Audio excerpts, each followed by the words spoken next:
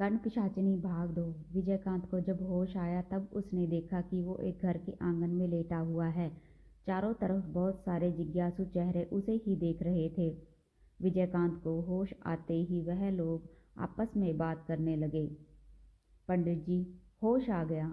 इसके बाद जो बूढ़ा ब्राह्मण पास आकर उसके नाड़ी को जांच करने लगे, उन्हें देखकर विजयकांत आश्चर्य में पड़ गया, क्योंकि यही वो आदमी है जिसके घर विजयकांत आ रहा था। इनका नाम महानंद आचार्य है। ये विजयकांत के कुल गुरु हैं। अपने पिता के निर्देश से एक ज़रूरी चिट्ठी पहुंचाने के लिए वह इनके पास आ रहा था। विजयकांत के उठकर बैठते ही महानंद जी बोले, आज आराम करो, कल तुम्हारी सभी बातों को सुनूंगा। तुम खेत में बेहोश होकर पड़े थे। खेतों में जाने वाले लोगों ने जब तुम्हें देखा तो मेरे पास लेकर आए। मैं उन्हें थोड़ा बहुत औषधि देता हूँ, इसलिए मेरे ऊपर वो सभी भरोसा करते हैं। तुम्हारे पूरे शरीर में मिट्टी व कीचड़ लगा था, इसलिए पहले मैं पहचान नहीं पाया। उन्होंने तुम्हारे जेब से एक चिट्ठी निकाल कर मुझे दिया। तब मुझे पता चला कि तुम रामदास के लड़के हो। बेटे, तुम शायद गलती से शमशान की तरफ चले गए थे। कल का रात बहुत ही भयानक थी। कुशग्रहणी अमावस्या में कोई भी गृहस्थ व्यक्ति घर से बाहर नहीं निकलता। तुमने बहुत ही बड़ी गलती कर दी थी इस दिन बाहर निकलकर। तुम्हारे ऊपर ज़रूर ईश्वर की कृपा है, वरना इस बार तो बचना मुश्किल था। 2 दिन यहीं पर हो, जब ठीक हो जाओ तब घर चले जाना। बूढ़ी माँ की देखरेख से विजयकांत एक दिन में ही ठीक हो गया। केवल दिमाग व मन में जो आतंक था वह समाप्त नहीं हुआ था।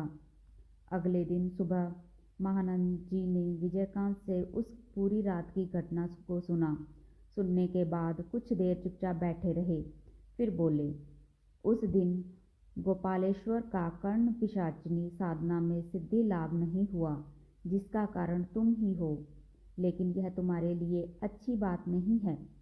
वह तुम्हें हमेशा मारने की कोशिश करेगा, क्योंकि उसके इतने दिनों की साधना खराब हुई है। विजयकांत बोला, गुरुदेव, यह कर्ण पिशाचिनी साधना क्या है? यह एक पिशाच साधना है। इस साधना में शव के अंदर देवी कर्ण पिशाचिनी प्रकट होती है। अगर वो संतुष्ट हो गई तो जीवन भर हमेशा साथ रहेगी। किसी भी व्यक्ति या वस्तु के बारे में साधक को सबसे पहले कर्ण पिशाचिनी कानों में बता देगी।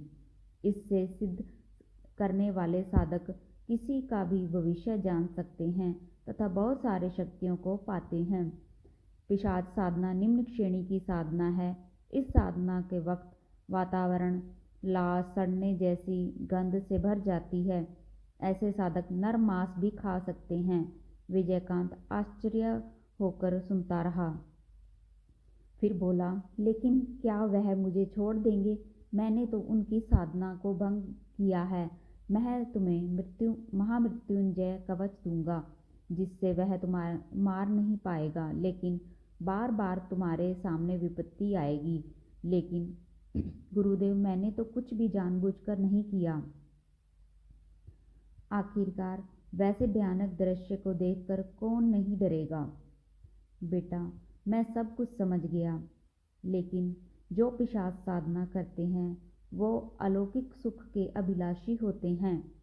अगर उसमें बाधा पड़ती है तो वो बहुत ही ज़्यादा क्रोध से भर जाते हैं।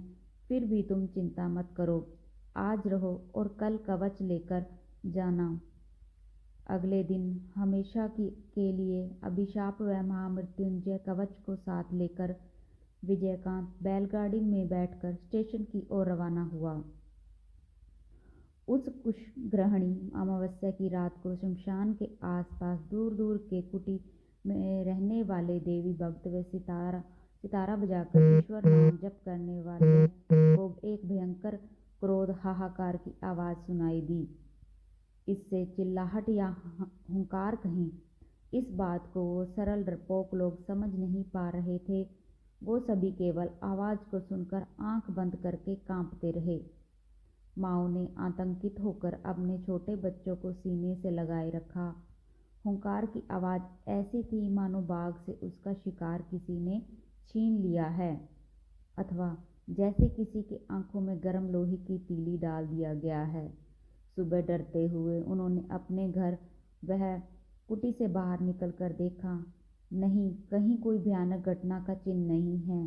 केवल जहाँ बड़े बड़े पेड़ों से घिरे एक जगह पर अक्सर राह चलते साधु अपना डेरा बांध लेते हैं, वहीं पर एक यज्ञ कुंड और एक खोपड़ी तथा कुछ अध जला लकड़ी पड़े हुए थी। वहीं पास में एक नग्न लड़की का शव भी है। एक कपड़े से शव को ढककर वो सभी नंद ठाकुर के पास चल पड़े। उनके एकमात्र गुरु महाशय महानंद आचार्य, जिन्हें वो सभी नंद ठाकुर कहकर बुलाते थे, महानंद जी उन लोगों से सब कुछ सुना, फिर बोले, चलो एक बार उस जगह को देख लेता हूँ। सब कुछ देखकर महानंद जी समझ गए कि कोई यहाँ पर तंत्र साधना कर रहा था। शायद साधना में कोई बाधा उत्पन्न हुई, इसलिए शव के साथ साधना सामग्री भी यहीं पर रखा हुआ है। वहाँ उपस्थित दूसरे लोग थोड़े ज़्यादा डरपोक हैं, अगर उन्हें सच का पता चला तो डर जाएंगे, इसलिए उन्होंने बोला, कल कुशग्रहणी अमावस्या थी, पास ही शमशान है। इस रात को बहुत सारे अशुभ शक्ति ज़मीन पर आते हैं, अलौकिक घटनाएं घटती हैं, लेकिन तुम सभी को डरने की कोई ज़रूरत नहीं है। अब इस जगह को नदी के पानी से धो डालो और शव को शमशान में ले जाकर इसका दाह संस्कार करके फिर नदी में नहा धोकर घर चले जाओ। मैं हूँ, डरने की कोई ज़रूरत नहीं है। शेष अगले भाग में।